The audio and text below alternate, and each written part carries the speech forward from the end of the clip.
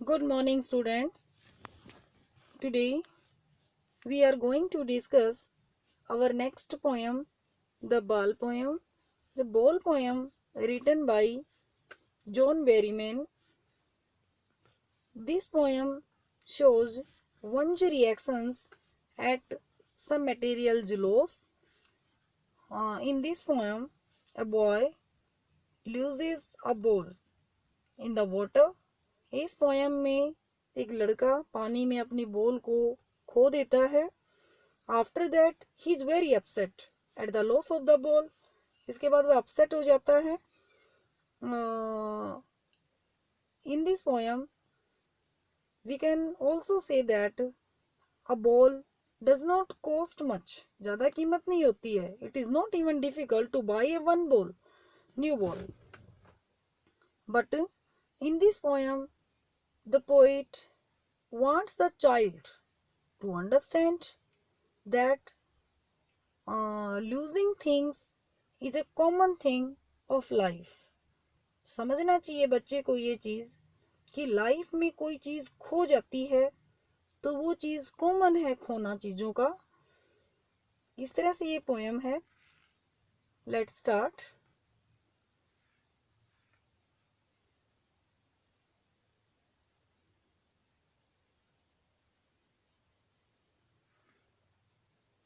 Where is the boy now?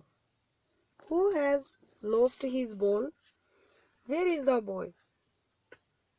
वह लड़का अब कहाँ है? Who has lost his ball?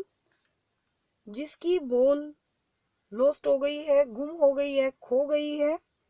What is he to do? अब वह क्या करेगा?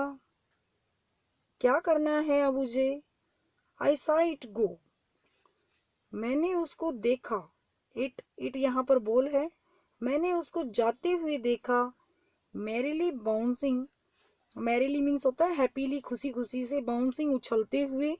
Down the street. नीचे गली में जाते हुए देखा. And then merrily over. और तब मैंने उसको देखा कि वहां से उछलते हुए. There it is in the water. और वहां से मैंने देखा कि उसके ऊपर से उठते हुए वह पानी में चली गई है. यहाँ इस पोयम में एक बच्चा बॉल से खेल रहा है. खेलते खेलते उसकी बॉल खो जाती है. इसमें पोइट कहता है मैंने देखी है कि वह हैप्पीली बॉल उछलती हुई गली में जाती है. वहां से ऊपर जाते हुए वह बॉल पानी में चली जाती है. आगे नो यूज टू से ओ देर आर अदर बॉल्स. ये कहने का कोई यूज नहीं है. ये कहने का कोई फायदा नहीं है कि ओ देर आर अदर बॉल्स, कि दूसरी बॉल्स भी हैं. बहुत सारी बॉल हैं. एक खो गई तो क्या और हैं. And ultimate shaking grief fixes the boy. Ultimate shaking यानी पूरी तरह से हिला देने वाला जो ग्रीफ दुख है उसने बच्चे को फिक्स कर दिया, बच्चे को स्थिर कर दिया. यानी कि बॉल के जाने के दुख से बच्चा जड़ होकर के खड़ा हो गया है. As he stands rigid. जो वह है रिजिड, स्थिर होकर के एक जगह कड़ा होकर के खड़ा हुआ है. ट्रेम्बलिंग, कांपता हुआ खड़ा है. स्टेरिंग डाउन, नीचे घूरता हुआ खड़ा हुआ है. नीचे घूर करके देख रहा है. All his young days into the harbor where his ball went. और यहाँ अपने बीते हुए दिनों के बारे में पोइट सोच रहा है कि कैसे, हार्बर मीन्स होती है बंदरगाह, उस बंदरगाह को स्टेयर कर रहा है, घूर करके देख रहा है जहाँ पर वेयर इज बॉल वेंट, जहाँ उसकी बॉल चली गई थी. यहाँ पहले बच्चे के बारे में बता रहे हैं कि जब बच्चे की बॉल खो जाती है तो ऐसा लगता है कि वो अल्टीमेट शेकिंग आ जाती है उस पर. बुरी तरह से दुख में आ जाता है बच्चा. रिजिड हो जाता है, ट्रेम्बलिंग करने लगता है, कांपने लगता है. और इसके बाद उस हार्बर में, जहाँ बंदरगाह, जहाँ पानी में बॉल चली गई है, उस जगह को घूर के देखता है. I would not intrude on him. मैं, इंट्रूड मीन्स दखल अंदाजी करना, मैं उसकी इस अवस्था में, इस कंडीशन में दखल अंदाजी नहीं करूँगा. dime. Another ball is worthless.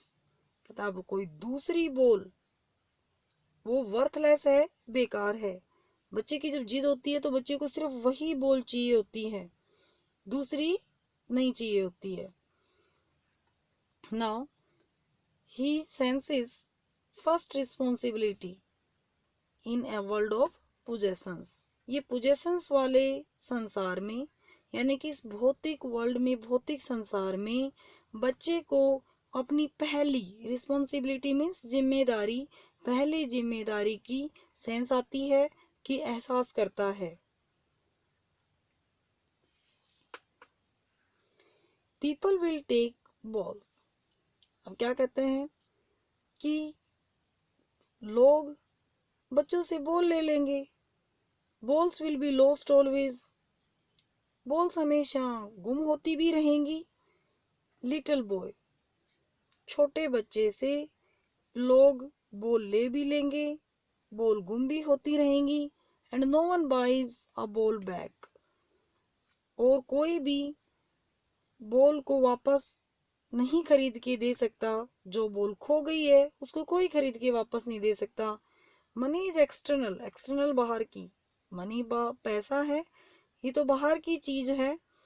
एक बार अगर बॉल खो गई तो कोई भी बॉल खरीद करके बच्चे को वापस नहीं कर सकता। मीन्स किसी चीज का एक बार कोई नुकसान हो गया तो उसकी भरपाई नहीं कर सकते, उस तो बियर करना पड़ेगा, सहन करना ही पड़ेगा loss. He is learning well behind his desperate eyes.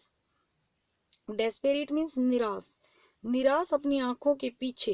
He is learning, वह सीखता है। क्या सीखता है? लॉस को सहन करना।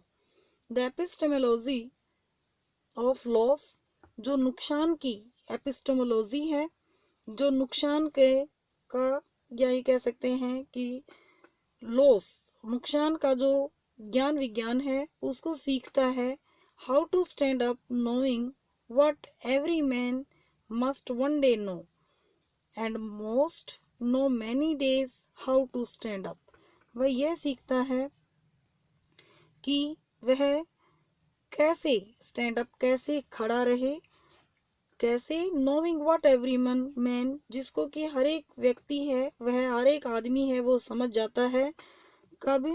जब one day know, आने वाले दिनों में जान जाएगा। And most know many days, इसी तरह से उसको पता लग जाएगा हाउ टू स्टैंड अप, कि उसको खड़े कैसे रहना है। अब ये पोएम आपने एटलीस्ट 2 और 3 टाइम्स इसको सुनना है, इसके कॉम्प्रीहेंशंस करने हैं, और कुछ एक मैं आपको वर्ड मीनिंग्स दे रही हूँ इसके।